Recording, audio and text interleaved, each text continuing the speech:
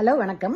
நாம் தாவரத்திலேருந்து வரக்கூடிய எல்லா விதமான நட்ஸ் அது நல்லா சாப்பிடலாம். சில பேர் அதில் நிறைய கொலஸ்ட்ரால் இருக்குன்னு நினைக்கிறாங்க. அது தவறான ஒப்பீனியன். எந்த தாவரத்திலையுமே கொலஸ்ட்ரால் கிடையாது. நான்வெஜ்ஜில் தான் கொலஸ்ட்ரால் இருக்கு, ரைட்டா?